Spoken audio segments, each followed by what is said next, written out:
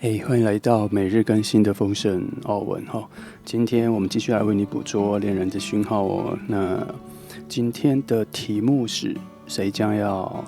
宠着你？谁将要开始宠你？哦，好，那这是今天的3张牌。如果等一下拿近看的时候，你想要看久一点，记得按下暂停哦。好，就这样。那我们来看哦，第1张牌是太阳牌。太阳牌。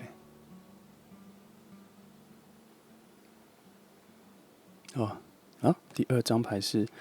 权杖6。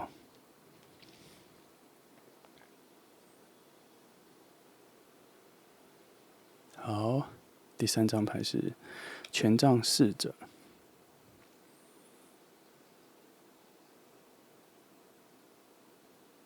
好，那我想你们都很会选哈，就是你最喜欢那张目光最难移开的，那就共振最强，就直接选它吧。那我们就开始喽。好，那我们就从选择第1号牌的朋友开始哈。好，今天的题目是：谁将要开始宠着你？谁将要宠着你？好，那我们一样先翻5张牌来看一下整个基本的结构哈。来慢慢抽。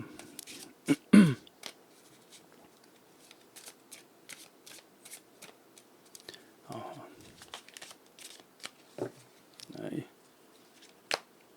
第1张。好，这位置对一下位置哈。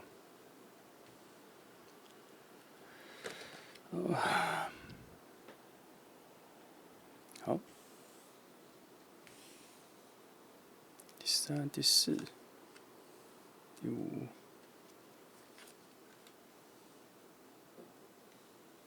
好，改一下哦。这个关系的起点蛮特别的哈。塔牌在这里哈，通常会有很多误会的方向了哈。但是看一下旁边的哈，旁边有教宗牌有压着，力量牌有压着哈。那在更深、更神秘的位置，比较更阴暗的位置啦，更遥远的位置哈，更远方的位置有圣杯1压着了。所以它这个塔牌，它对我来说，它不是什么往下急剧发展的一个坏的力量。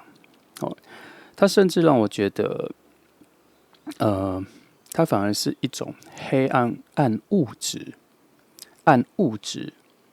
的美的呈现。有的时候你可以这样形容哈，你可以这样子诠释哈。所以呢，白话的话，我要怎么讲？因为它跟你的相遇哈，这一题，他会从你们的相遇开始讲。他会从什么时候跟你相遇？在他遇到对方遇到比较难受的事情的时候，他正在一个比较萎靡、低迷的状态。它不是一个长期的，我觉得它是那几天或那阵子刚好，他可能受到了欺负哈，工作上被压了哈，然后或者家里有争吵或什么哈，反正就是他自己个人的生活环境里，他觉得被压缩了，被推挤了啦。他内在有一股心情想爆发，但是它是一种善意的爆发，它不是一种恶意的爆发，它是一种善意的爆发。它如果善意的爆发，就有点像是说，为什么你们都不去好好的听我说？为什么你们都不好好的重视我的存在？他心态会有这一种方向的意念哈，他没有那种报复，想要怎么对付别人那种恶意，他就是有一种就是觉得自己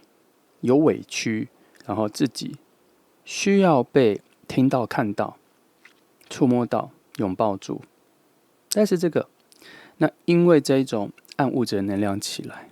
所以他建立了一种更光明的自己，还有一种更光明的向往。就在那一刻这一段的时候，他有极高的可能会在2个选项里遇到你。第一，去参加一些其他的活动，譬如去上课啊，去健身房啊，可是都是要跟朋友一起的哈。然后去露营啊什么的，就是跟大家一起的。然后，而这些内容是有一种自我提升的，它不是只是去玩，它有一种自我提升的性质存在的事情。所以我才说为什么去上课啊，去学怎么露营啊，去健身房锻炼身体啊，可是都要有人陪伴，然后一种团体的，所以你也会在这些环境里，有极高的可能会遇到他。然后遇到他的时候，你很快就能理解他，因为在你这边似乎你有非常类似的经历，或是你刚好有在这个经历里面起来了，站回来了，站起来了，没有离你很远，所以你也还冲刺，你还不能说，因为你的身体感觉环境还在一个你懂，你懂被疼惜，你懂你可以疼惜别人，你懂那一种处于非常下风、非常低谷的状态的时候，有多需要别人扶一把的那个状态，你还能够很熟悉哦，你还记忆犹新那个感觉。那他出现了，他出现的时候，他不是个性不好，或是整个看起来很没精神或什么，但是在你们谈话间，其实他有隐藏哦，因为用塔牌来说的话，他其实不外显啦，他要隐藏起来哦，然后可是就你会发现，就你能跟他聊天，就你能够探索出一丝的那一个苦闷。因为我刚刚说他被欺负，他心里有个呐喊，那是在他自己非常个人私人的领域跟私人的情绪中，他不会带去这一种大家一起欢乐的地方。哦，他不会去，他不想去扫兴，他不会。那个环境里，你的存在会给他一个非常重要的力量。哦，那一瞬间，或是你们在认识的时候，你们该怎么说？原本只是朋友的状态，然后去帮助他。可是，在这一次之后的几次的见面、几次的交流后，就会有新的情愫出来了。其实选到1号牌的朋友，我觉得这个顺序其实蛮单纯的啊，其实蛮单纯的，只是一开始啦，我觉得会比较难处理的是，你们没有那种一开始遇到的那一种爱情火花，一开始比较像是一种救援、支持，一种非常淡的朋友，然后突然有一种心有戚戚焉的想要帮助，而且就在那一刻，你就非常的有感觉，觉得我可以听你说，我可以帮你哦，别担心，你会有这一种很强的意识跑出来。那你没有发现的是什么？它是水能量在控制的，它不是风能量在控制的。控制了什么？其实你第一次看到他的时候，和他看到你的时候，你们心里的特殊感觉就有了，那个是恋爱的感觉。但是因为一开始的时候很淡，那交流的方式也是非常的外圈，非常的他人意识，非常的别人的私事，所以他偏离了恋爱的那一个走向，去建立初期的相处。他建立在非常平淡的初次见面的朋友上面的非常客观的角度的角色去做一个开始的交谈，只是没想到彼此都没想到的是，聊天聊了很久之后，他那一个不好的心情很快就被解开了，或是没有被解开，可是很快就找到了一种新的依赖，他觉得很舒适。那所以关系进展的就蛮快的啊，你们很快在那个活动结束之后，就在网络上或什么就有新的联络，会想要自己约出去了，很快就答应了，很快就去了，很快就超越了朋友，而进入比较好能够谈更多心事的朋友，能够交换心事，交换很多只有你们两个有感觉的事情哦，节奏就很快，很快就能进入爱情状态，因为这本来就是从爱情状态所建立的一个开始的关系啦。哦，那好，如果你想见到他这边，就是真的就只有一个条件，就是要跟朋友出去了，要跟朋友出去哈，你才会见到他哦。那两边都不是很熟哦，两边都不是很熟的人，但是会在同一个事情上面，大家会做出讨论，会做出聊天或什么的。他不是两组人，然后譬如说去健身房遇到，然后只打个招呼就走，或者在路上遇到就打个招呼就走，或去参加什么活动，或参加这种课程什么去，然后就打个招呼就走，没有，他会有一起讨论、一起聊天的情况会出现哈，因为它是两股不同的 group 组成一起的状态，然后让你们比较亲近了。好，来。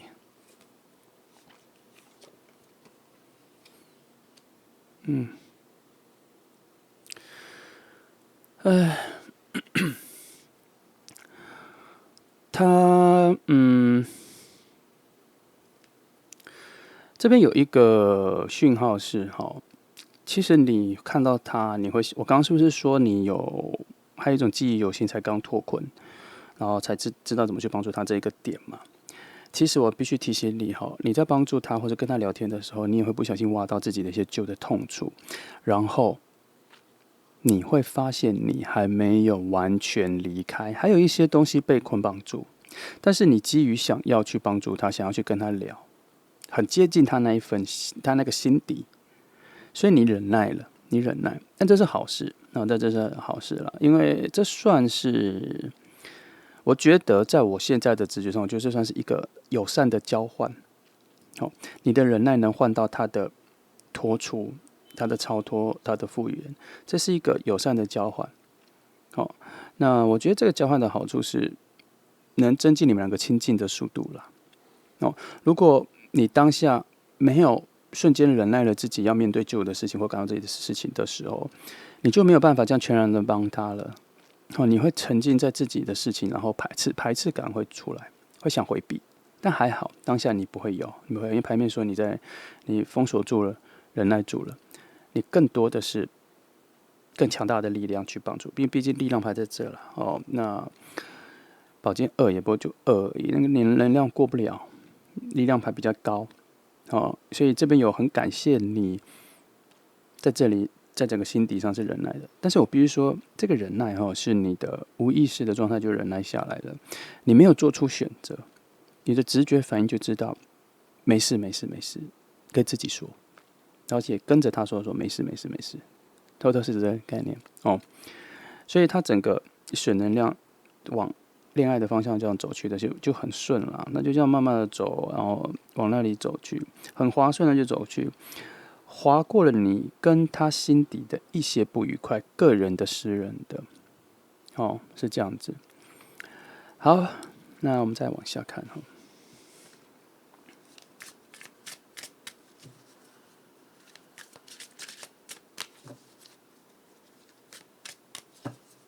好，一样哈，来看2张，然后来盖1张。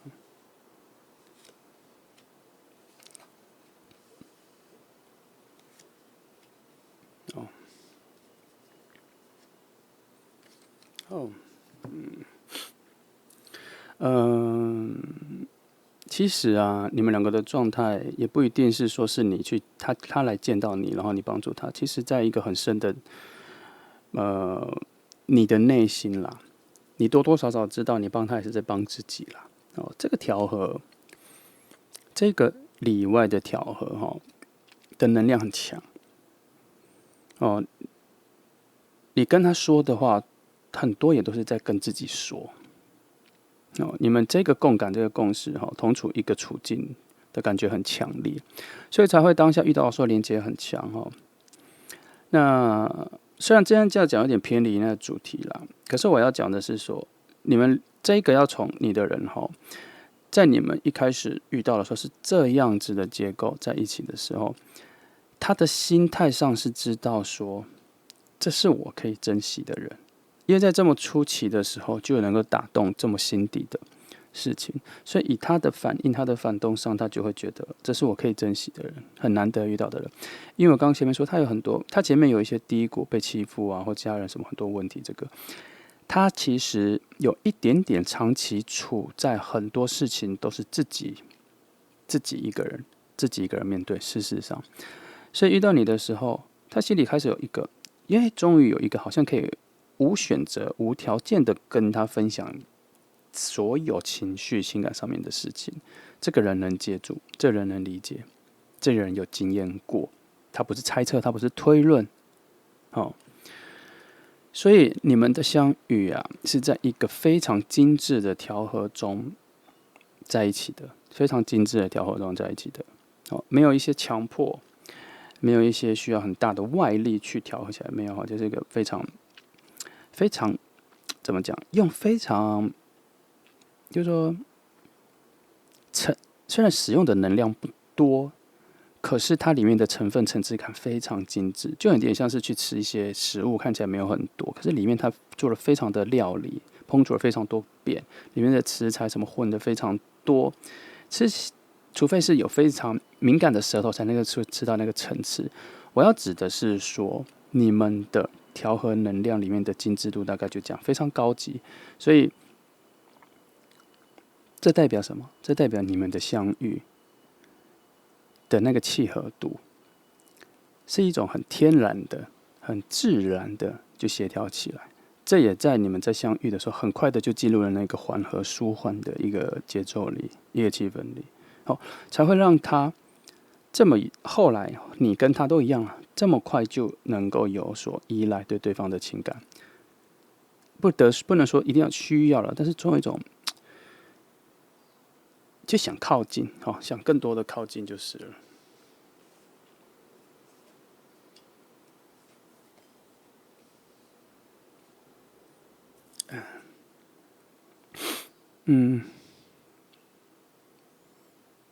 其实这个前面也讲了哈，在这里就讲了，那个心底的，就是说这个调和哈，其实是建立在非常快速。我刚刚是不是说你们调和使用的能量没有很大，但是非常精致？那个精致的意识啊，是我觉得外人没办法那么让你们两个互相理解啦。我的意思说是内心的那个情绪的层次啦，那个层次，它不是只是开心不开心，它有很多层次，是怎么不开心，然后层次的不开心的一个层次顺序是什么？是很细腻的。那但你们两个很轻松的就理解了那个复杂的东西，然后很轻松的就能对谈，一问一答，而且是用一种不会想要强压自己的观念给对方，而是完全知道对方情绪上、心情上的感受，而且用非常理智的方式去切入、去聊天的。好，你们两个都是用这种方法去跟两个人相处了。讲白话一点，就是你们可以谈天说地，也可以谈天说地，然后又不肤浅，又不是只是说说笑笑，可以谈很深的，可以谈你们平常不太能跟别人聊的自己的观点或者自己的兴趣。无论兴趣是不是相同，但都接得住，因为你们理解事情的逻辑很雷同，而且放得非常简化，就是说复杂的事情，你们用简单的心情去看，不会有太多的多余猜测，不会有为了营造气氛的猜测或什么，这个很难解释。总之就是你们会用比较简单的方式去看待彼此心理复杂的那一面，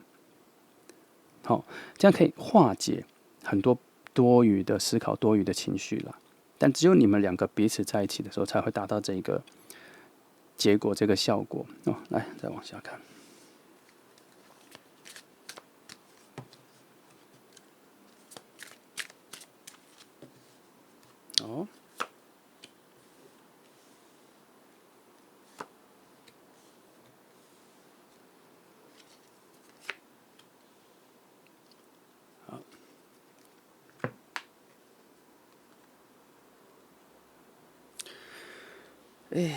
看一下哈，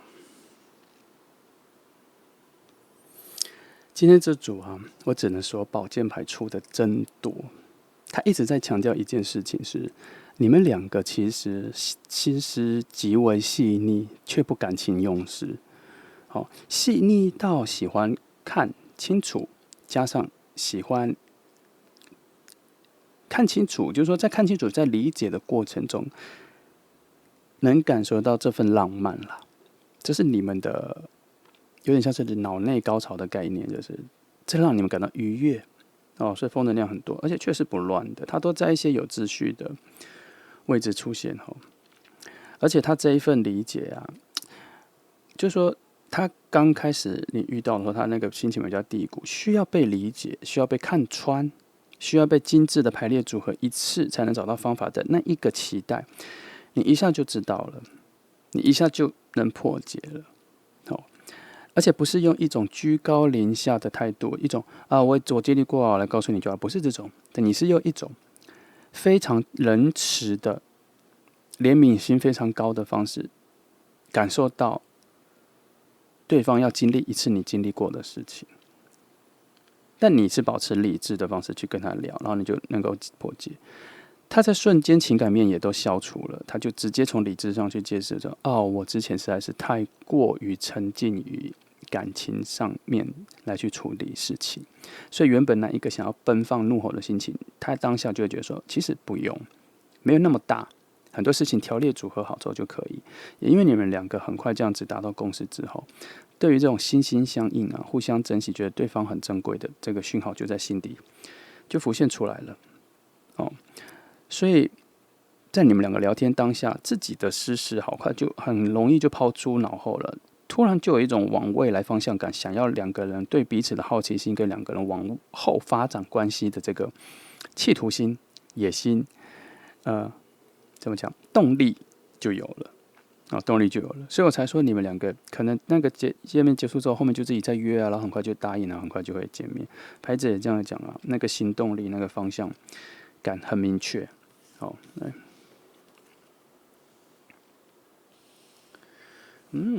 有趣。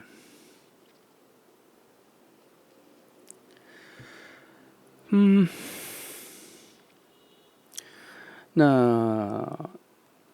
你们两个一个东西非常有趣耶，你们其实很爱讨论别人，很爱讨论跟你没有相关的事情，但你们讨论的宗旨跟目的是在于我们怎么一起对抗，我们两个人的想法融合在一起，怎么看待这个世界。你们很容易把你们两个人的想法变为我们的，这是你们两个的浪漫，这也是他很珍惜你、很喜欢你的地方。因为两个人即使想法不同的时候，却不是那一种对抗辩论，跟你说服我，我说服你，而是大量的交换不同的想法来补足自己看事情的盲点，然后就变成一种我们的想法。所以你们出去的时候，两个人开始交往或真的在一起之后，你们在别人眼里会很像是一个个体，会很像是一组。因为你们的说话语言模组在一开始的时候就组合在一起了。你们的造句方式啦、阅读节奏啦、抓重点的能力跟角度其实差不多。所以只有纤维的差距在做交换的时候，你们会觉得非常满足，那丰盛感很够。这个主要是因为你们两个人的智慧，不能说等级，而是智慧的结构的方向跟看世界的方式，其实一开始就很接近了，不能说并驾齐驱，但是是一种，就有点像天上飞的鸟一直并行着飞，可是怎么样都不会被打乱，翅膀也不会拍打到对方的这个方式，共用着同一股风流，不风流了，气流，气流，然后却不会被打乱，也不会飞到别的地方。你们彼此都感受到同一种气流，然后一起飞，就不会混乱，还可以交换位置，大概就是这个概念这是你们两个的关系。好，所以说这一题说谁会宠着你，其实你真的找到了一个，你真的会遇到一个跟你很顺的，就是我是觉得目前看起来是没有太多的争执点啦，但是他一直走在一种会争执的边缘，然后可是却没有真的争执起来的一种关系。主要是因为你们太喜欢讨论事情了。其中有一个人非常，应该说你们两个分开的时候，其实没那么喜欢聊天、讲事情、找人聊。那是因为能跟你们聊天、讲到内心结构很像的人，应该是没有，或是有但是不够强，能力比较不够。但是后来遇到彼此，我才发现有人跟你差不多一致，所以你可以一直大聊特聊。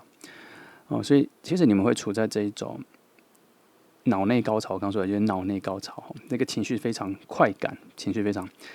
激动激昂，这是你们两个相处的幸福跟快乐。好，来我来看一下你们两个的连接结构。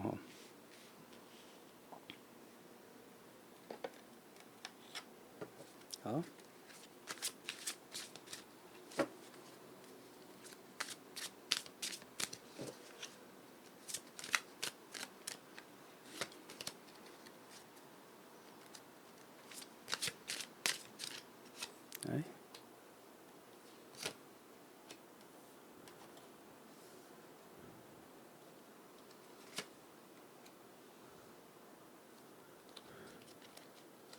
哇，都给比较大的牌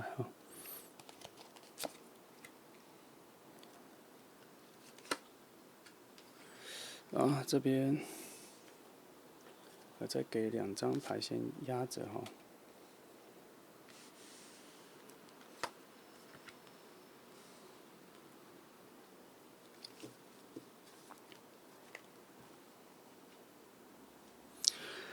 好，先看一下有没有连接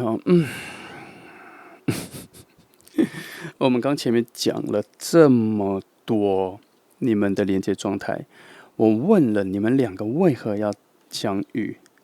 就他给了宝剑国王跟皇后，这不是完全符合我们刚前面讲的吗？他真的就是用一种风能量，你们两个共成了一股气流，共成了一股风能量，只有你们两个人能够驾驭，只有你们两个人能够协调，能够达到非常好的协力状态，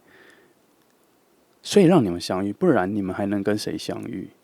那这边就这样子，这真的不是不能乱说，因为它翻起来就会翻，它翻起来就这样。那也只能说他在佐证了一次我刚刚的观点那至于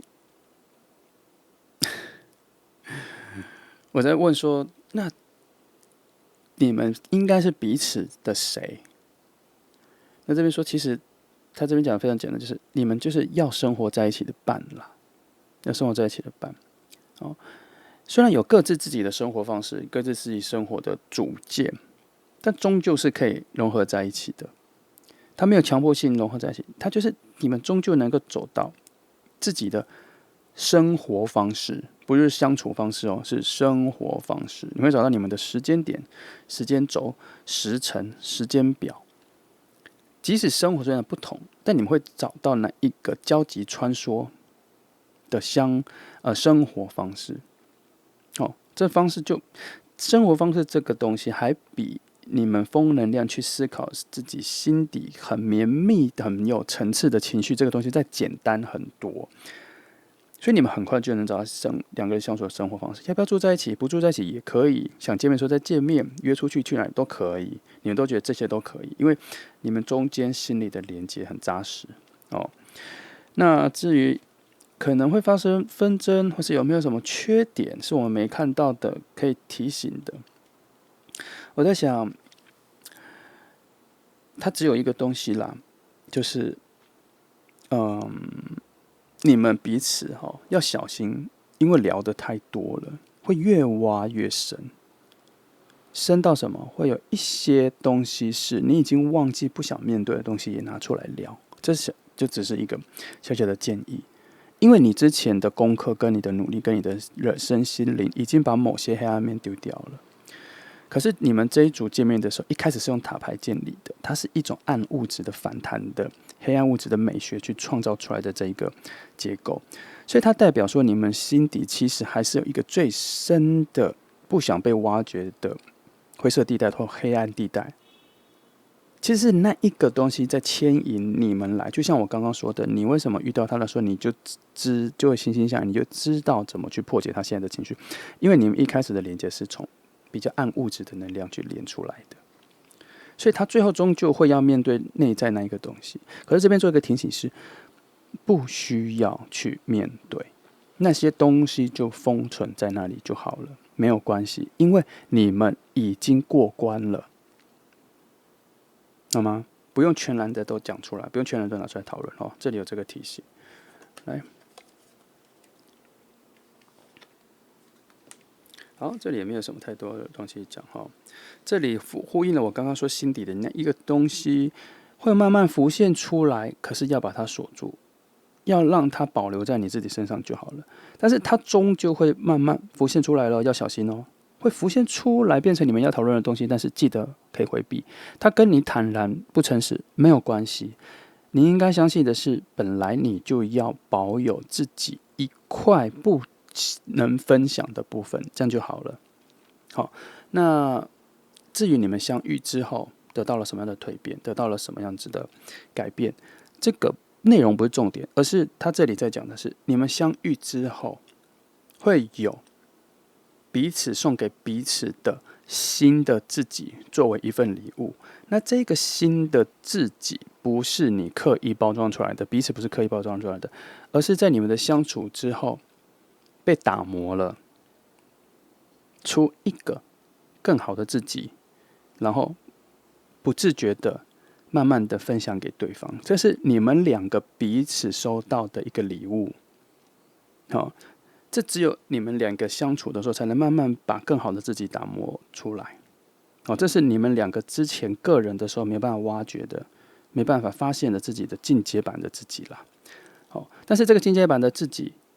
不是送给你自己的，是送给对方的礼物。哦，这是要你们两个相遇之后才会有的，不然你们自己个人独立来想说，这个打磨不重要，其实因为没有人要收礼物，其实自己这样就 OK 了。哦，是这个概念哦。哦，好，那1号牌的朋友差不多是这样哈。那你可以知道说，今天的题目是什么样子的人，他会非常的宠爱你，会对你好。主要还是因为你们的内在结构很相近，他知道怎么切入，他知道你需要什么。但当然，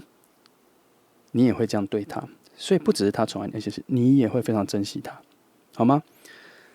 好，这就是选择1号牌的朋友哈，希望里面有些内容可以给你心里有一些不同的方向跟选择哈。思考世界有不同的角度，那就这样哈。那谢谢你们来听哦，很祝福你们。嘿，接下来是选到第2张牌的朋友哈。来，今天的题目是谁将要宠着你哈？谁将要宠着你？好，来，我们一样哈，先选5张牌，然后来看一下基本的架构哈。然后我们再来往下捕捉一下讯号哈。有的时候讯号是真的很单纯啦，而且会跟过往的有些牌组的讯号其实都蛮类似的，因为我们已经差不多看了300-400组了，300多组了。好，来，这样，可爱，来，对一下位置好。好，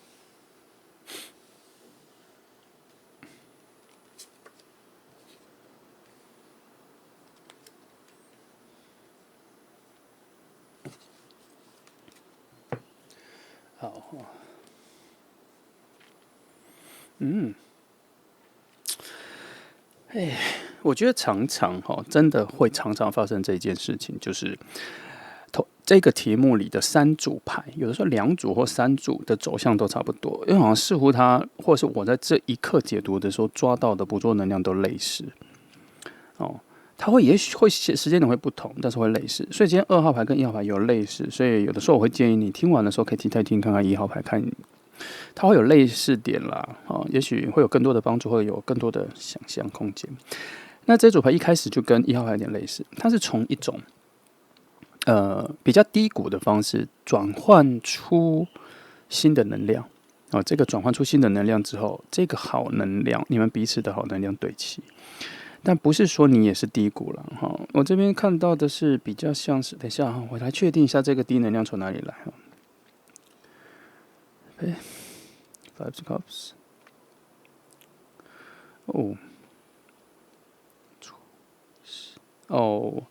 这一组跟第一组的不一样，是第一组的电能量是在对方那里，而且第一组的能量是比较属于暗物质，这个只是一种比较示弱的环境能量，而且是在你的附近啦。就是说，不是说你现在的环境附近你会有发生什么坏事啦，不是这个啦，只是说最近有些事情你会比较使不上力，或难以决定，或太多选择，或欲望太多，难以决定。懂我意思哈？它有很多好坏面向，它不是都是坏的面向让你停滞，它都是会太多的好也让你停滞哦。所以你现在这里有一种需要醒来的一个讯号，你需要醒来。现在你好像是弯着腰，或是腰痛的、腿麻的方式在面对现在你的环境，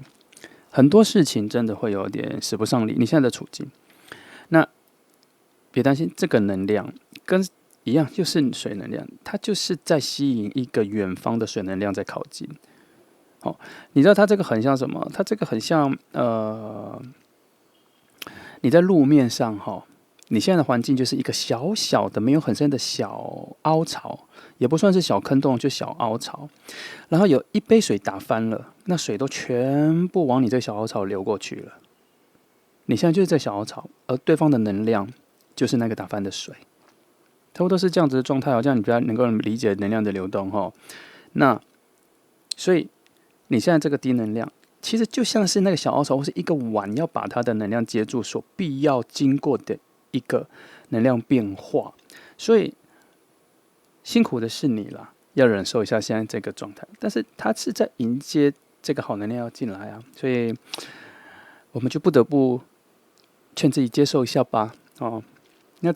它这个水能量来的蛮丰沛的。哦，它已经有点像瀑布型的来到一个瀑布的深谷了，已经不只是我说的那个小凹槽接一杯水而已，它其实在更大哦。哦，毕竟它是圣杯女王在开端，圣杯女王在诠释对方的能量，所以也就是说，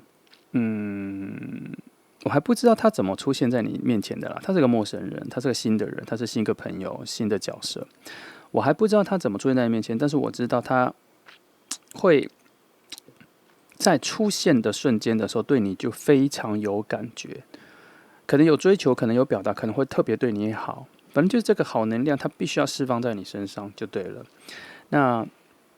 我只能说，他的出现，他的角色对你的生活没有什么太大的影响。也就是说，他如果对你的生活有很大的影响，表示他可能是你的工作的伙伴啊，他可能是你的新的工作成员啊，或是新的上司啊、新的主管啊，或是在学校他可能是新的同学啊，或是你们换班或是来上课的时候会遇到别的同学啊，他就会影响你生活，会有所影响，会影响你现在的秩序的那种影响。可是这个人没有，他对你的生活各方面没有任何影响，他就只是一个新的角色的出现，他有一点是附加于多加进来的。多余的多加进来的一个角色，哦，所以简单来说，算是一个礼物啦，它是个礼物。来看一下，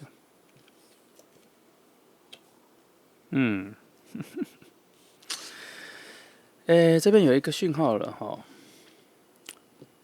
我要修正一下我刚说的，我说它是一个多加进来的礼物，礼物是对的，但不是多加进来的，是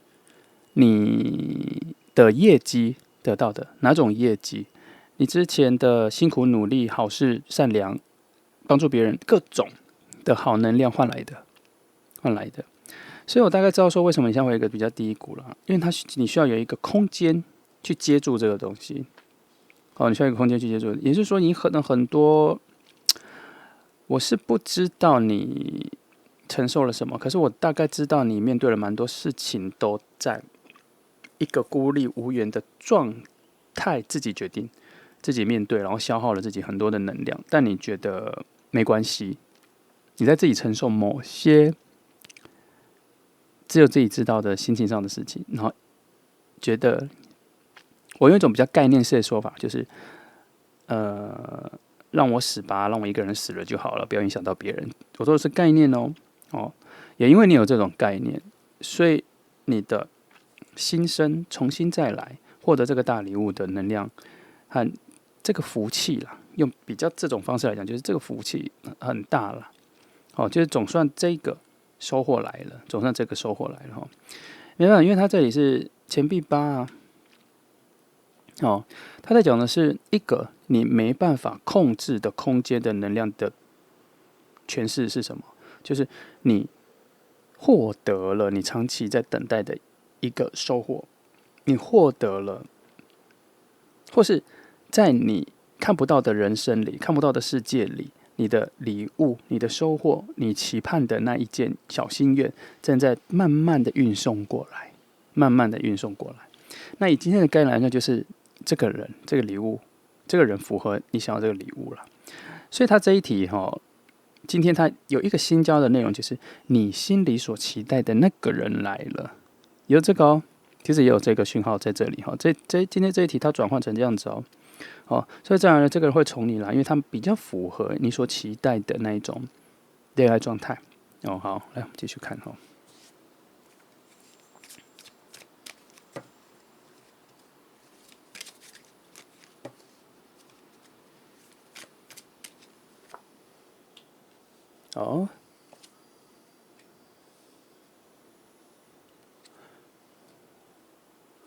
今天的牌很特别，都是从一种暗物质、负能量的方式来诠释事前的发展呢。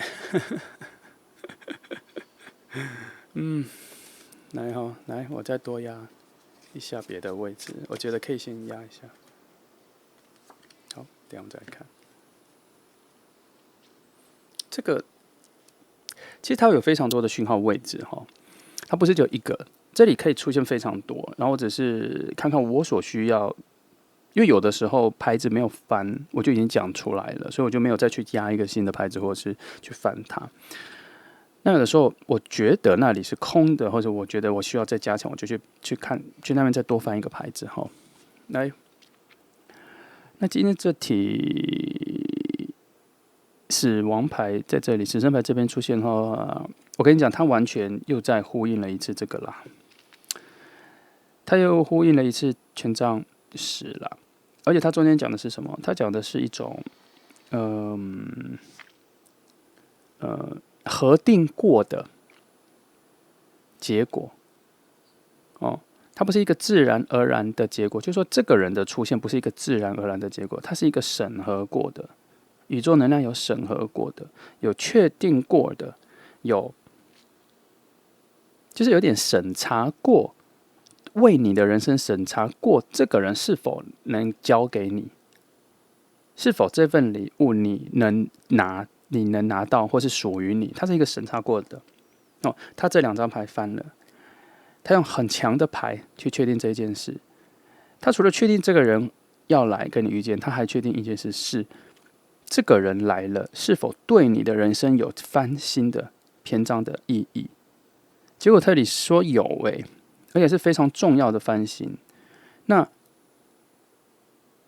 我猜，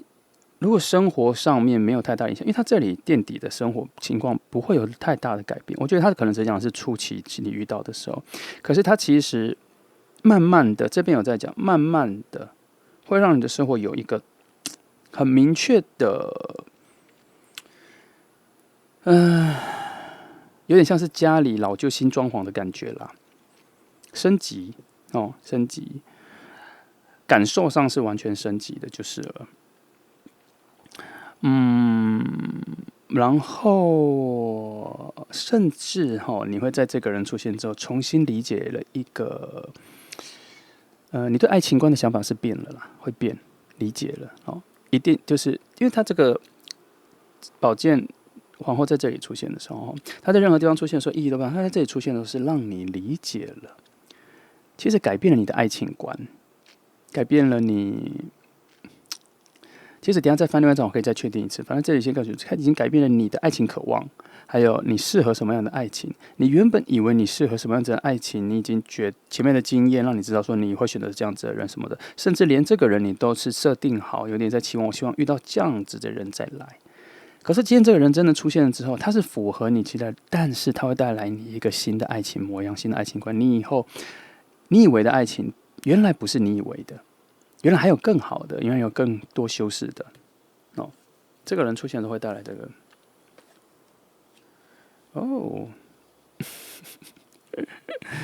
他写倒吊猫哦好，嗯，这里你会体悟到这个人出现之后，你会体悟到一件事情，就是他不是否定说你以前在爱情里没有为对方付出或什么啦，或是牺牲没有，他不是否定这个行动，但他在告诉你说，你这一段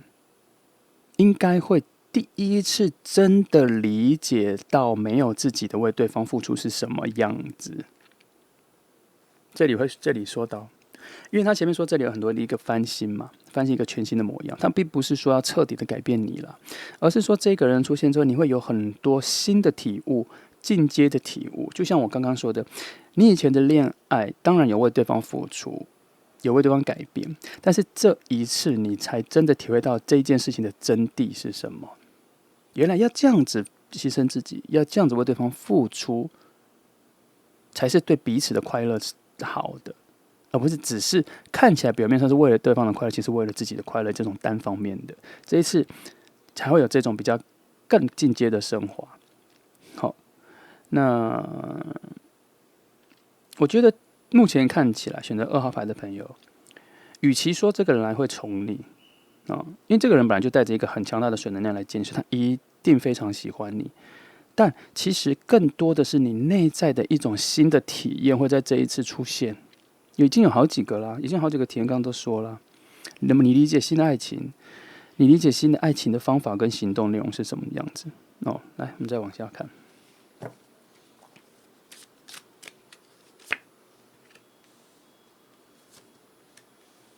好，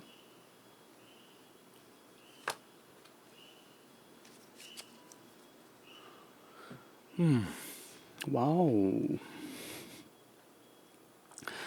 你看到从上面这样顺着下来之后，你是不是开始？你这边就讲一个比较高阶，就是你会开始理解所谓的付出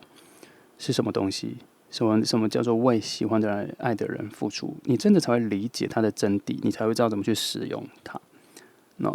那它这一个讯号的原点是出在什么？出在你有一种你的爱情啦，你对爱情的感受里啦，出现了一种怜悯心啦，出现了一种疼惜啦。疼惜的角度是什么？疼惜了与爱情快乐与痛苦是并行的。为什么？它会在你之前的恋爱经验结束后，你在后面有类似恋爱经验的时候，你在付出的时候，其实你的心情上会连带着勾起了以前同样的付出之后所换来的不愉快或是失败感，会同时一起。所以他这边在告你理解说，你在这一次的付出里，你同时也在原谅自己以前的伤心了，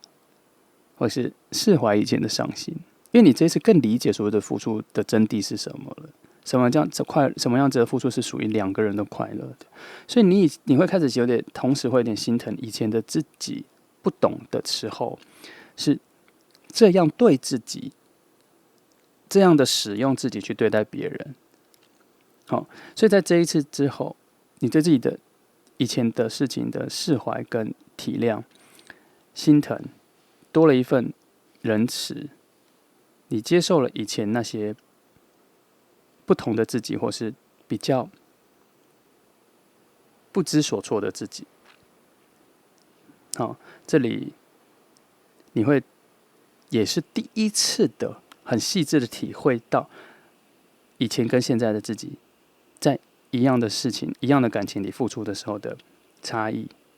然后瞬间你就知道自己茁壮了，你知道吗？你会瞬间知道自己茁壮了。好，那你还是不会舍弃掉旧的自己或是伤痛的那个部分了。但是因为眼前的这个人带来了这个丰盛的爱，很像你以前对待别人的样子，你知道吗？他很像你过去的自己的一个镜子，现在的他很像过去的你。然后你用这个角度去看的时候，你知道他为什么这样子宠爱你，对你这么好，所以你知道要怎么回应，才是原本以前的你想要的那个回应。所以在这个你来我往之后，你就会明白所谓为爱情牺牲的真谛是什么？因为现在你发现你的感觉是双向的，好，那所以以前的痛苦跟伤痛、过往不愉快，你已经可以用一种比较漂亮的方式去面对。就是说，以前过往去思考那些的时候，就是愁云惨雾、灰色的天气不好的概念。但现在你在回想的时候，它会变得比较花式的、漂亮的、花园型的、多彩的了。哦，那在这一次的时候，比较直视过往的时候，画面会变，画面会变哈。所以才说这个人来算是一个礼物，你知道吗？前面就说这是一个礼物，才说是一个你的低能量换来的礼物，或者你之前的很多事情换来的一个礼物啊。所以后面他就通了，他就顺了哈。我还是要换起来这一个全新体悟的礼物，而且还附加了一个具体的人。好，来看，哎呀，我怎么翻这张？那写算了。所以才说要改才知道翻什么。没问题，没问题。然后呢，好，直接回来先讲。然后你在这些体悟之后，你会有一个比较自私的想法会跑出来哦。你会想要走去更远的地方，你会想要追求更好的自己，然后你会有一小刻或片刻忘记了现在你可能要跟这个人交往，然后这个人在追求你，你突然变成比较想要独善其身，想要自己一个人，想要开始喜欢孤单。然后你会有一点忽略了这个人的出现，会有这个瞬间、这个片刻啦，但那只是开始哦。然后你渐渐在感受到他的这个人的逼近哦，这个人的靠近，这个人的能量之后，哦，你就还会有一点回过头想，是这个人在，所以你能感受到这些事，然后你才能够开始有一些新的开窍，告诉自己说，哦，没关系，这个人可以跟我一起，这个人让我感受到这些。然后你很感恩，你愿意跟他一起珍惜，你愿意跟他一起往更远的地方走。哦，他有一个顺序哈，你会先自己觉得你要自己先往一个远的地方走，但后来才回来发现，哦，你差点忘记了，还有这个人，你知道吗？他会这个。那当你开始有这个远方向往的时候，你会有新的困扰了。新的困扰是什么？你想要的东西开始变多了，你好像以前没有这个生命力哦。我是没有看到火能量所带来的生命力，因为这边其实这一组看来说，火能量有点被用光了，新的生命力的能量现在重新在寻找，而不是重新在燃烧。现在在重新在找木头要找，可是我看到的别的是，你未来的欲望跟想要的东西多了，所以你不得不去寻找那一根能量了，因为你的向往多了，你必须要动能过去找到它们，所以它是一个被动的去找到火能量，但是你心理上的那一个向往远方的对未来的渴望，突然很强悍哦。但还好这个人在，他会支持你，他会愿意帮你看什么。只是你这一个全新的开窍跟一个全新的自己，对未来的好奇心、冒险心增强，强到开始想要一些行动力的这个情况，其实你有一点负荷不了，因为你这个转变跟之前比较被困住，事情什么事情都不太能伸展的情况是有所明显的落差啦。哦，但是别担心，有这个想法其实就是好的，因为还好你不是一个人，这个人有在，他能够帮你哈，然后这个人能够帮你。毕竟今天的题目是他会宠你嘛，所以你什么都可以跟他说，他只是一个你可以要求他帮你，就他会帮你的人哈。唉，讲了这么多，他还是回到了丰收的位置。前面讲了这么多，说你会有一个丰收，它就是有，它就是有，它就是在你整个人翻新之后，就开始得到了那些丰盛的那些礼物了。前面都讲了，牌面在这个位置要讲的就是那一个交换，那一个新生的交换。所谓的新生的交换，就是要丢去旧的拿，才能换来新的一个交换。那它出现了皇后牌，就是跟你说，没错，前面讲的就是这个，就是一个新生的交换，暗能量要抛弃。暗能量是一个让你新生的助力，它不是不重要，它是那让你跳升的那一个燃眉。好，那礼物就在后面，它必须要在你蜕变之后才能领取，好才能领取。那只是这礼物我觉得有点多，除了你自己个人的内在生活之外，连人都有。哦，这个人对你来说是一种不无止境的给予的。因为我这边即使看到这边很多都是讲你，对不对？可是其实它都有一个外面的助力，让你产生这些想法、这些体验，都是因为这个人的出现。而这个人的出现不是给你一个反弹，或者给你一个抗拒，而是他就是很像一种有点像你去转扭蛋，可是你总能转出你想要的东西的概念。它就是那个扭蛋机，它能够让你心想事成的扭蛋机。但是你要有那个欲望，是我想要知道什么东西要来，可是我其实知道我要什么。那它就是这个，它能够给你，它听得到你心里最想要的那一颗扭蛋是什么，它直接给你，它是这种状态出现，所以它是一个很大的好流。所以他说他很宠爱你啊，因为他能够挖掘、发掘你想要的、你渴望的，他会满足你哦。好，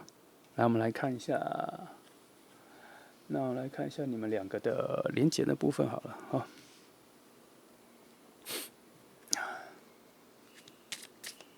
有点别的牌看哈，用这个。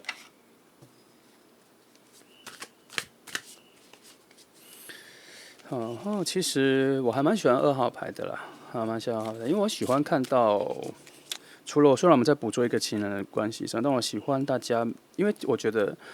恋爱关系是一个非常能够改变人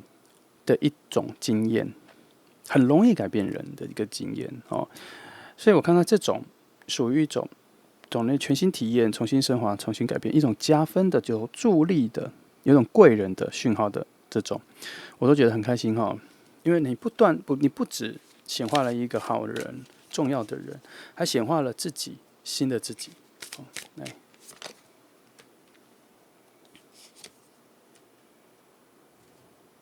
好。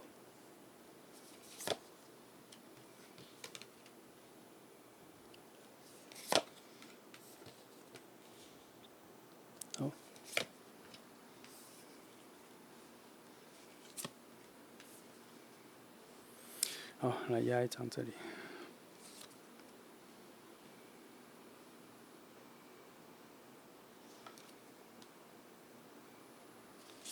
好，看一下哈。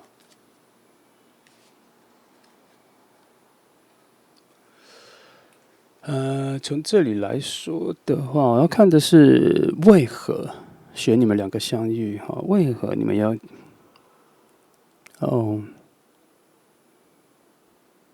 8的哈？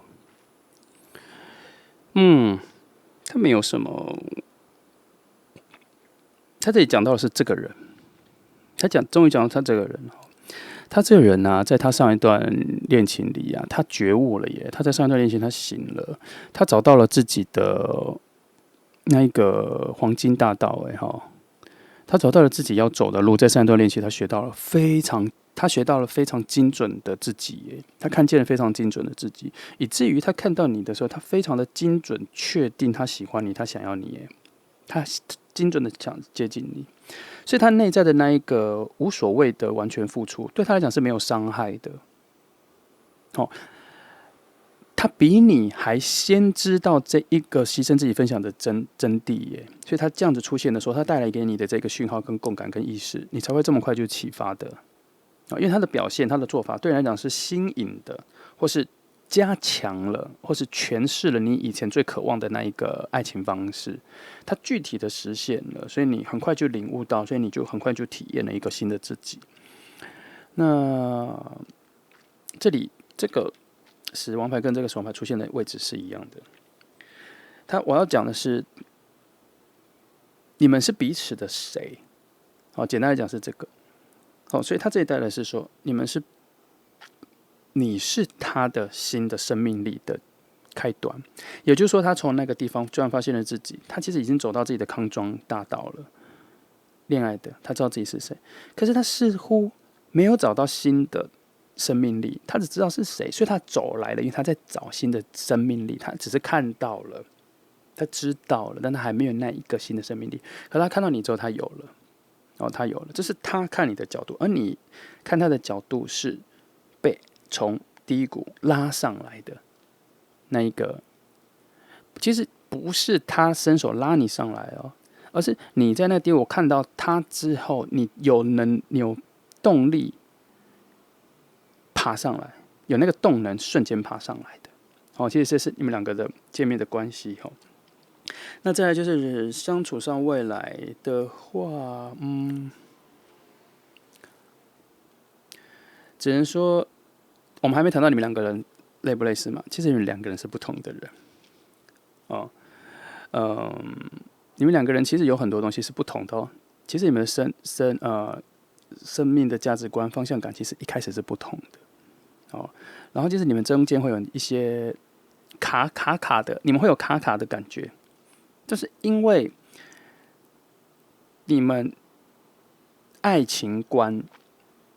对爱情的角度是雷同的，只是等级不太同。可是等级的意思是说，能经验的事情是不太一样的，但是很类似。所以你们因为感情观这一件事情非常契合，让你们很能够在一起。所以那种生活观啊、生命啊、看世界角度不同，其实对你们来讲也还好，它就只是不同而已。但它会有一个小缺点，它常常会让你们彼此觉得好像我讲什么你好像听不懂，但其实没那么重要。你们渐渐的能发现彼此的不同，而渐渐的让彼此独立存在这个不同里，没有一定要相同，没有一定要有共同的，就是没有一定要说服彼此，但你们会渐渐的找到你们共同的方向跟共同喜欢的事情，这是你们两个后来才会有的。好，来，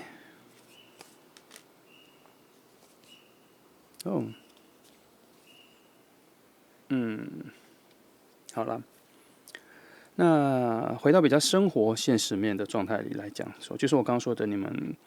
可不可以找到一个方向或什么？其实最后还是你决定的。我跟你讲，他会附庸你的喜好啦。所以其实你的压力没那么大，只是中间有一段事情其实要适应你们两个的不同了，然后再找到两个人相处方式相处的，而且你们两个会创造新的喜欢事物啦，就是你们原本没有的啦。就打个比方，原本你们很喜欢去日本，但后来两个相处之后，发现你们两个可以一起喜欢泰国，或是一起喜欢欧洲或哪里，本来没那么喜欢，现在后来就喜欢了，是这样子。因为跟他一起有新的体验，有什么？所以这意思是说，你们两个能创造出两个人共同的兴趣、共同的喜欢，是在你们两个相处之后才有的。不过，整个决定权跟领导方向或什么，你还是属于比较强势的。但他无所谓，他其实觉得这样方便很多，或是比较自在一点，他也不用想烦恼那么多。No， 这是后来的。所以今天这题，抓到的是你们认识的瞬间跟认识的初期，他没有抓到很后面哈，他没有抓到很后面，也没有抓到太多说这个人是从哪里来的，也没有，只是说这个人来的时候会有这个状况哈。今天讯号就这些。好，那这就是选择2号牌的朋友哈。好，希望里面有一些内容或几句话能够让你找到比较多元的方向，跟看世界角度有比较多的选择。那这样就够了。那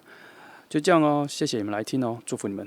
来，我们接下来听选择第3组牌的朋友的牌哈。好，今天的题目是谁将要宠爱你？谁将要宠爱你？好，那我们直接来开始吧，不要等。然后我们一样抽5张牌，先来看一下整个基础的结构、方向、世界是什么样子发展下去的。我慢慢抽。我每次看到我都在跟自己说不急不急不急，慢慢讲因为我说一急讯号一来那个节奏感就太快了，原本可以慢慢讲，一下就讲完了。好，我慢慢尽量调整自己，慢慢的。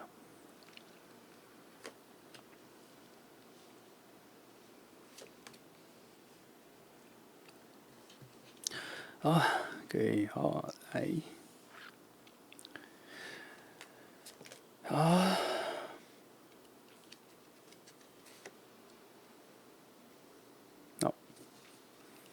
压住压住之后才知道我要翻这里好，哎呀，进行式什么意思？他来了啦，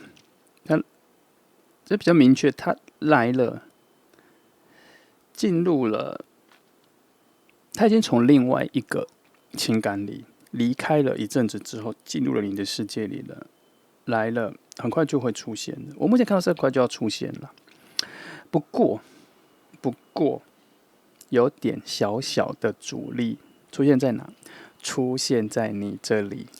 你这里有一个氛围，你这边有一个能量出现了，把它挡了一下哦。有点像是你这边的附近起雾了，你所在的场合起雾了。你原本是一个很漂亮的森林，有阳光普照，可是起雾了。清晨就是会这样起雾的。你看得到阳光，但它晒不散那个雾，它就起雾了。你这里就是这样，它进入了这一个美丽的森林，在森林里感受到阳光穿插着树梢进来的一条一条、一片一片的光芒。它其实不是要来找你，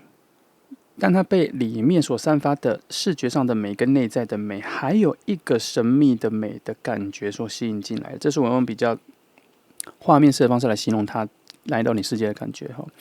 但是就起雾了，它没有失去方向感，他知道怎么进来，怎么出去，阳光也还在，但他看不到，他找不到他想要找到的最深。他知道这个森林里有另外一个人，但他找不到这个人。这是一个最深层的概念。我不是说他真的在找你，而是说他心里有被某种能量吸引住，他往你来的方向是对的，但他现在看不到你。原因是什么？你这里有两个东西，能量还没有清除干净。第一，你对未来跟感情的不安跟害怕，转换成一种不期待的内在能量出现起雾了。你一定会说，我今天来看这牌，当然是有所期待啊，不然我怎么可能会不期待？没有哦，它会在你很接近爱情的时候会退缩哦。所以第三组牌在这边有一个小小的调整，在告诉你说，爱情不是填补的哦，爱情不是交换的或覆盖的哦，它就是一个没有了一个来，一个处理掉了另外一个来，因为你身体能承受的爱情空间就这么大，你分不了给不同人，分不了给不同的情感啦。当然，我们所谓的感情的情有很多成分，有友情、有亲情、有爱情。我现在只说的是爱情这个成分。每个人有自己的能量，能量跟空间，你这个空间就只能放一份哦。那这个新的一份要来了，旧的那一份还没有完全清掉哦。应该不是说不清不掉，或是不好清，而是说你依赖了啦。我只能说你依赖了，我们要责备，我只是说你依赖了某些旧的感觉，可能是因为寂寞或孤单太久了。我必须说，孤单跟寂寞是不一样的东西。孤单有点像是孤独，它比较像说你可以自己一个人，但你心里面没有感觉到空虚。可是寂寞就是一种空虚感，就算你旁边或生活里充满了人，但你还是觉得就只有自己一个人那种寂寞，然后很有个洞需要人来填补，心里有一个凹槽需要有水装进来，就是有一个空的感觉，不想让它这样子空着。那寂寞感觉是这个。那你可能，我觉得是你可能把过去的某些好的回忆、好的依恋拿来填补现在的那一个寂寞感。现在可能这边的建议是，这边的群牌子建议就说没有啦，请你打开笑颜，微笑的笑，打开心房胸襟，告诉你，这个人是有点像超人落地一样的直线飞速到你身边来了，所以你要欢喜的期待，欢喜的等待，不要害怕，没有关系的。没有，以前的事情就没有了，就没有了，没有关系的。以前的事情不是说你要狠心的没有，或者很心没有，他会用各种模式升华成一个你内在的一个好能量、健康能量。它是怎么样的健康能量？就是它升华成一种你怎么看待未来的爱情，你怎么看待你未来的人生，你怎么看待别人的人生，你怎么用一种比较好的角度、健康的角度，所谓健康角度就是没有互相伤害的角度啦，来去理解爱情。他会理解之后，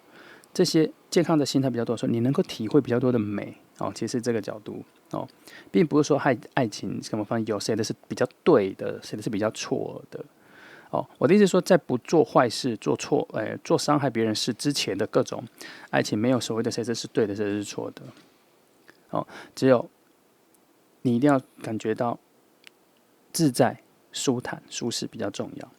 那现在你可以调整一下因为有新的人要来，你先把自己调整一下，比较平淡一点，去想这个事情。来，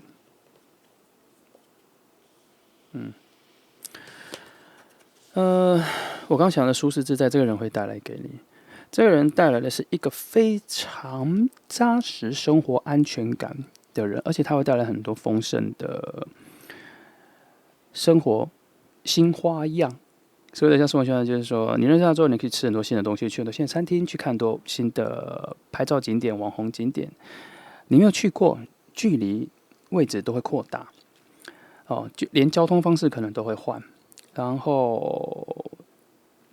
你会觉得世界的颜色有所改变，因为你会在不同的时间，或是你本来不常接触的时间去看。比如说，你本来不是很常在中午以前出门，可这个人常常带你出去的时候，都在中午前跟你约，所以你看到那个时候的不同的世界的颜色。然后有可能会在某些不是假日的情况，他想要带你出去，或是有很多时间都是不在你的时间里，你以前都会在固定的时间出去或什么的，现在它的出现会打乱了或打破了你的时间序，所以你会在不同的时间、不同的季节看到不同的世界的颜色，所以你的世界感官整个世界的样子会变，它会带来一种全新的生活的丰富度，各种哇，我讲的又太快，其实刚可以讲慢一点，好，我再慢一点讲，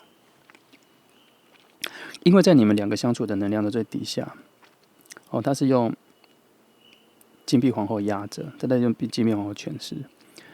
这个人的出现呢、其实真的是该说是你运气好呢，还是觉得你 lucky 呢？因为你在你这个有所部分封锁的心，宇宙或各方面还是给了你一个这么好的人，要把你拉出去，带你出去，让你去体验世界的美。因为他可能觉得你有点可惜，你的内在是敏感的，你能够敏感的接受的感觉更多世界的美好，或是你能感受比别人更深的东西。不要把自己困住，或是不要把自己心里最敏感的那一块困住。不要依恋了某些以前没得到的东西，没关系的。选3号牌的朋友，如果你有这个感觉，然后选到3号牌，那你这就是一个非常好的奇迹，讲错了，非常好的契机点，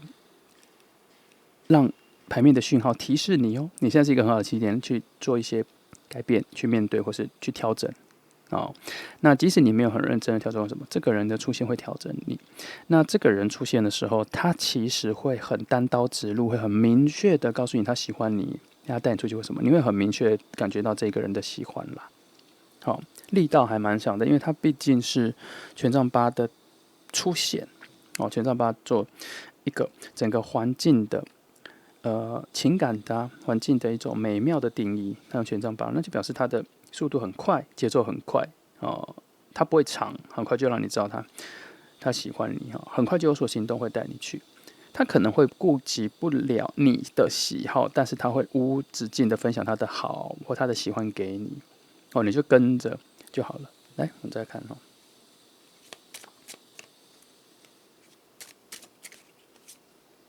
好，我们一样画3个压1个。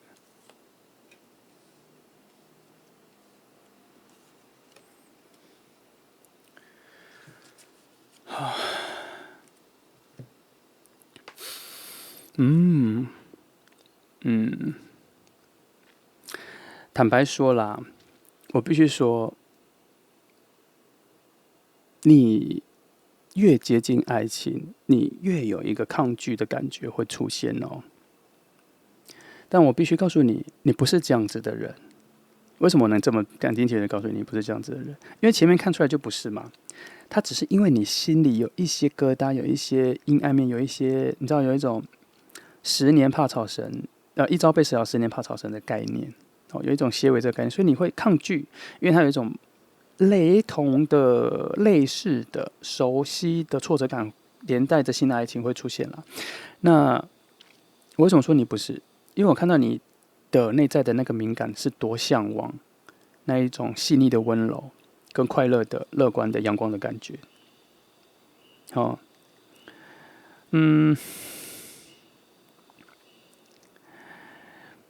没办法，因为我看到了圣杯8做一个一个定义，你是怎么在这个能量里的存在的位置。所以我感觉到你的细腻，感觉到你的敏感，感觉到你内心的美的一些被破坏，需要修复。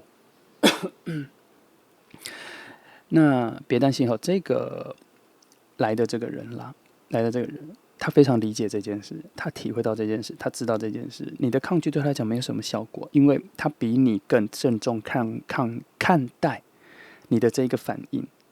他能全然接受你的这个反应，他能接住你这个反应。哦，而且他来的时候，他没有疑惑，他会知道，但他不会说出来。但这边看到的是，他会用一种非常清晰的角度去看穿这件事，所以他知道用什么角度去接受，去给你舒服的感觉啦。只能说这个人来有一点像是一种治疗师的概念存在。他好像会来给你的很多什么麻药啊、安慰剂那种，让你整个全身舒坦舒服哈。你再怎么挣扎，再怎么觉得痛苦，一下就被他消弭掉了哈。这个人出现的功用还蛮重视在这个角度的。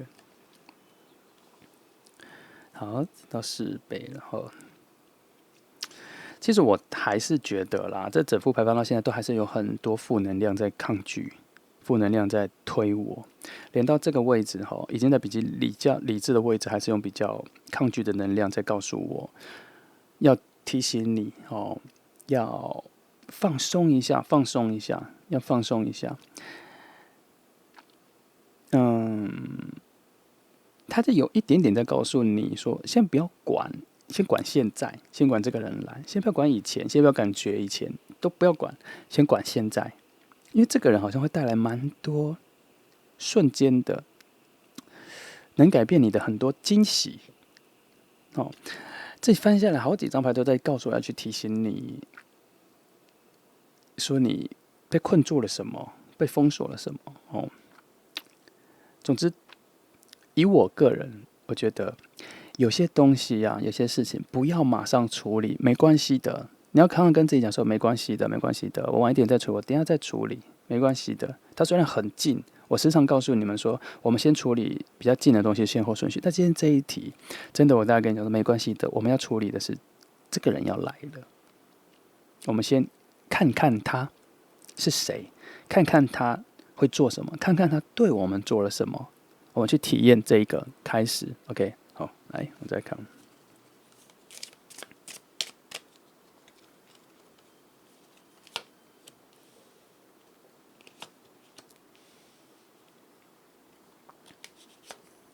哎呀，我怎么翻开了？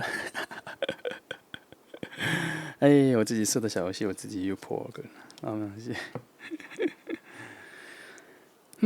那我就从他开始讲好了哈。其实这边有一些比较好的能量出现哦，直接告诉你哈，他希望你体会一件事情是，这个人出现之后，你的生活内容哦，就像我刚刚讲的，会有一种比较更多彩多姿、更多元、更有丰富性的状态会出现啦。然后这是一个很棒的时机，去体验一下这个人所带你去体会生活，去不同的地方，去不同再看看整个世界。即使不用去很远，他会带你去很多你没去过的事情，就跟着他。这是一个很好的去体会物质世界的一个状态。去吃好吃的东西，去看好看的世界。各种时间都去，各种季节都去。花季到了就去看花季。那风大的时候就去看海，去看浪。夏天热了就去山上体验那一种阴凉，懂吗？休闲阴凉。去听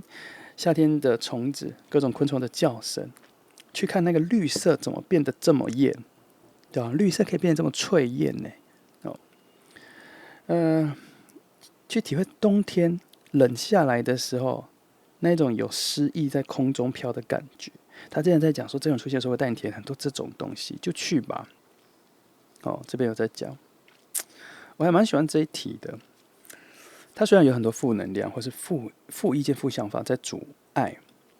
你往前，或是阻碍他来找你。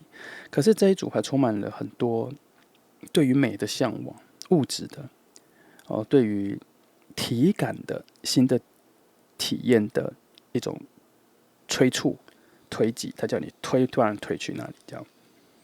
表示这个人出现之后，他真的可以带你去感觉很多你之前忘记去体验的东西。他希望你把事情看得肤浅一点，就表面一点，事情看得表面一点、浅一点、肤浅一点，不要往很深意的地方去想，没有关系的，没有想到、没有感觉到没有关系，表面一点、肤浅一点，感官一点、无感一点我说的无感是1、2、3、4、5的无无感就眼睛看得到、听得到、触觉、嗅觉、听觉这类型的视觉对。那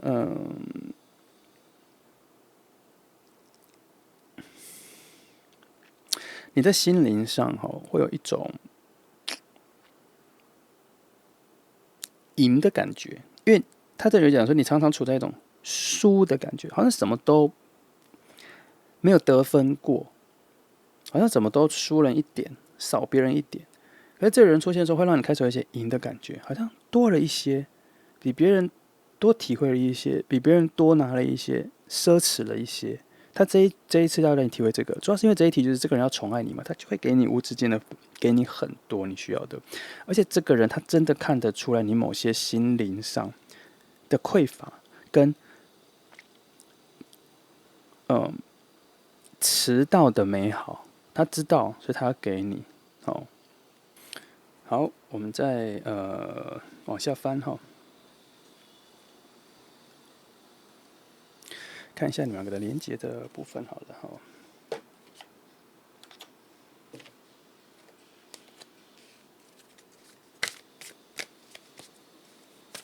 因为还是比较少讲这个人嘛来，我们来多翻看看，看他有没有多讲这个，因为他这一题他很妙他就只有讲这个人的出现要来了，好像说后面有很多好事或什么细节让你自己慢慢体会。而他这里真的有一个，我不是很想说他想叫你准备好，因为我总觉得无论你有没有准备好，他出现你就会准备好了，或是你就会慢慢的改变。只是常常翻牌先讲了先说破，翻牌都会先讲到先说破嘛，先讲了先说破，就告诉你说反正你都要去体验或是要去修正调整，那现在就先做没有差了，只是后面你会更顺利的、更快速的、更坦然的接受那些美好，就无所挂念，你知道吗？毕竟看占卜就是有的时候他就要说破了嘛，说破了就可能可以不要白听尤其是一种自我身心灵的调整的时候，就调整起来不一定要去找到什么预测预言的未来发生什么事情，是有时候不一定要着重那个方向，而且要着重在这里看到了什么盲点，你做了调整之后，可以影响你未来做很多事情的正能量的累积好，刚撞了一下摄影机，整个都偏了。好，先这样。看一下好，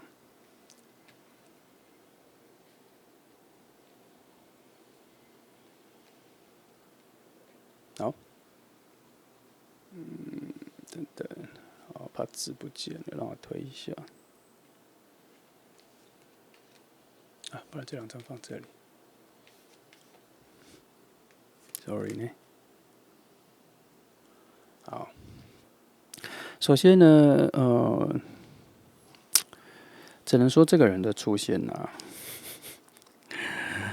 确实他有一个拯救讯息有点重啦他那个把你拉上来，把你升华起来，把你从一个阴暗的位置拉起来的讯号很强啦虽然我不喜欢这样说，好像你是一个需要被救的人，可是他确实有一个这个讯号他来帮你破解，他来让你舒服的。这个人出现是这样子他来的目的很明确啦，他一下就知道他要怎么让你感觉到自在、快乐、舒坦的他还甚至不用观察你好奇心，他就知道怎么做。这个人出现，他就知道怎么做，他就知道怎么对你好，很快的。有些人为什么说他是知道怎么对你好？因为有些人对一个人好，只是他用他的好的方式去对他，可是他没有理解到对方的需要、需求跟感受。可是这个人的出现，他就是知道，怎么对你好。哦，那我看一下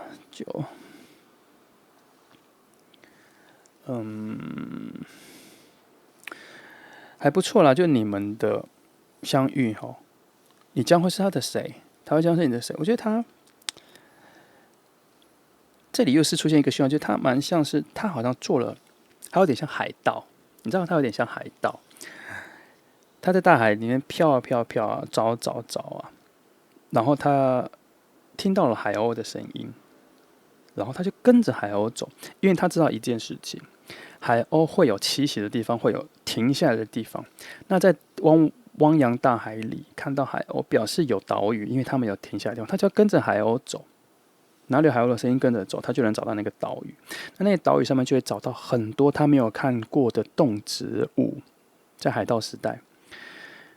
但很多东西都是新人未开拓的一些小岛屿。那你就很像是他这样子找到的岛屿上面的一些新的东西，他没有看过，他觉得很惊喜。哦，这是他在他内心看到你的时候的感觉，所以他知道他要怎么珍惜你，所以他知道怎么保护你。好，但他不会把你带离那个小岛，他不会把你带，他知道你属于这里，他知道他来，他要怎么照顾你，不破坏你，珍惜你，他是这个态度的哦。哦，所以他在那一瞬间，他会失去他的海盗的性格，他不会掠夺你，他反而会定居下来。这是他的，你的存在，其实在这方面是改变他的。他在适应你，而他很快就适应起来了，他很快就找到方法了。就像他如何治疗你，带你去玩，看起来很像是他领导着你，可是其实是他找到了你的方法，找到了对你好的方法。哦，那看一下哈，还有什么？好，所以其实啦，你们的相遇真正翻新的不是你耶，真正跳脱的不是你，其实是他。看起来好像一切都是他决定什么，其实不是。他在认识你的时候，他一点一滴的，其实他改变了他的模式，他对人好的模式。他从你身上认识了新的自己，他从你身上学习到了自己的改变。他其实他在他的角度上，他学习到了怎么样对别人好，也能够真正得到快乐。其实真正看到后面才发现，真正快乐的不只是你，或是他还比你快乐。因为他的快乐是他的心声更多。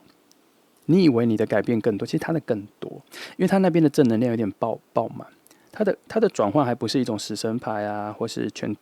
杖十的转换，他的好像就是直接从审判牌跳到世界牌的这一种转换，然后再转换成到愚人牌，要重新新生的概念。他的是一个快速的轮转，比你的多，你比较像是被拉起来，但是你是他的贵人。你让他想到了，或者是让他启发了他要去拉你这一个部分，看起来像是他是无止境为你付出，对你好，其实他不断的一点一点在让自己变更好。那也因为他变得更好之后，他能给你的好就更多、更丰富、更多元，所以才会这一题才会让你说，你就跟着他去体验这个世界，因为他每次带你去一个新的地方，他就有新的 idea， 还可以带你去更好的地方。他再触发他别的想法，就是这里去过了，还可以去这里。他会把内容变得更多元。其实你就跟着他，那你会感觉到很舒心、很舒坦，然后感觉生活有一点一滴的增加丰富度。主要还是因为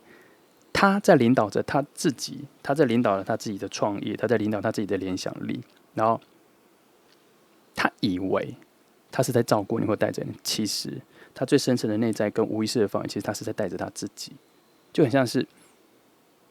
无意识带着两个人一起往那个新的世界、新的体验走。所以这一个感情的初期，你们两个会去很多地方，会去什么？就好好享受它。然后真的建议就是这边还的建议就是不要想太多，不要想深层的东西，不要把它想透，就用一种表面肤浅的方式去感觉、去体验，不要去形容它。你那种好的感觉都先不要去形容它，去感觉就好了。好，不要兴奋的去表达它，不要兴奋的去诠释它，去感觉就可以了哈。好，来我再看看还有什么可以看的哈。哎，我果然还是讲的太快了。然后再看还有什么可以看的。好，来翻一下这里的连接哈。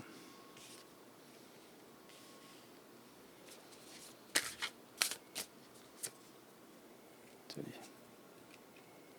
还有这里。